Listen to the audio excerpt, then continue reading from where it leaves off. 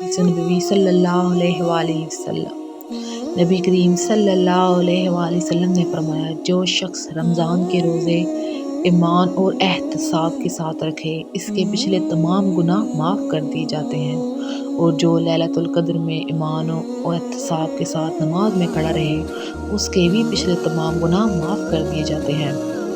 नबी करीम सल्लल्लाहु अलैहि वसल्लम के चंद असहाब को शब क़द्र ख्वाब में 7 आखिरी तारीखों में दिखाई गई थी। फिर रसूल अल्लाह सल्लल्लाहु अलैहि वसल्लम ने फरमाया, मैं देख रहा हूँ कि तुम्हारे सब के ख्वाब 7 आखिरी तारीखों पर मुत्तफिक हो गए हैं, इसलिए जब इसकी तलाश हो वो इसी हफ्ते की आखिरी ताक रातों में तलाश करे। हम नबी करीम सल्लल्लाहु अलैहि वसल्लम के साथ रमज़ान के दूसरे अशरे में एतकाफ़ में बैठे। फिर 20 तारीख की सुबह को नबी करीम सल्लल्लाहु अलैहि वसल्लम एतकाफ़ से निकले और हमें खुतबा दिया। आप सल्लल्लाहु अलैहि वसल्लम ने फरमाया कि मुझे लैलतुल क़द्र दिखाई गई, लेकिन भुला दी गई, या आपने ये फरमाया कि मैं खुद भूल गया, इसलिए तुम इसे आखिरी अशरे की ताक रातों में तलाश करो। मैंने ये भी देखा है ख्वाब में कि गोया मैं कीचड़ में सजदा कर रहा हूँ, इसलिए जिसने मेरे साथ एतकाफ़ किया हो वो फिर लौट आए और एतकाफ़ में बैठे।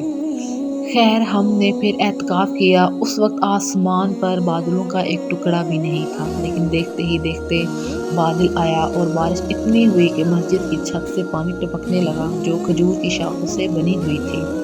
फिर नमाज की तकबीर हुई तो मैंने देखा कि रसूल अल्लाह सल्लल्लाहु अलैहि वसल्लम कीचड़ में सजदा कर रहे थे, यहाँ तक कि कीचड़ का निशान मैंने आप सल्लल्लाहु अलैहि वसल्लम की पेशानी पर देखा। रसूल अल्लाह सल्लल्लाहु अलैहि वसल्लम ने फरमाया, शब क़द्र को रमज़ान के आखिरी अशरे की ताक रातों में ढूंढो। नबी करीम सल्लल्लाहु अलैहि वसल्लम रमज़ान के उस अशरे में एतकाफ़ किया करते जो महीने के बीच में पड़ता है। 20 रातों के गुजर जाने के बाद जब 21वीं तारीख की रात आती तो शाम को आप घर वापस आ जाते। आपके साथ एतकाफ़ में होते वो भी अपने घरों में वापस आ जाते। एक में आप जब एतकाफ़ किए हुए थे तो उस रात में भी मस्जिद ही में मुकीम रहे, जिसमें आपकी आदत घर आ जाने की थी। फिर आपने लोगों को खुतबा दिया और जो कुछ अल्लाह ताला ने चाहा आपने लोगों को इसका हुक्म दिया। फिर फरमाया कि मैं इस दूसरे अशरे में एतकाफ़ किया करता था, लेकिन अब मुझ पर यह ज़ाहिर हुआ कि अब इस आखिरी अशरे में मुझे एतकाफ़ करना चाहिए, इसलिए जिसने मेरे साथ एतकाफ़ किया है वो अपने मौक़िफ़ ही में ठहरा रहे।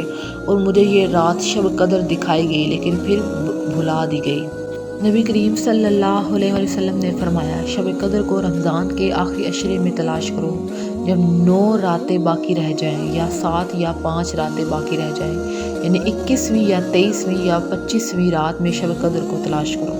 रसूल अल्लाह सल्लल्लाहु अलैहि वसल्लम हमें शब क़द्र की खबर देने के लिए तशरीफ़ ला रहे थे कि 2 मुसलमान आपस में झगड़ा करने लगे।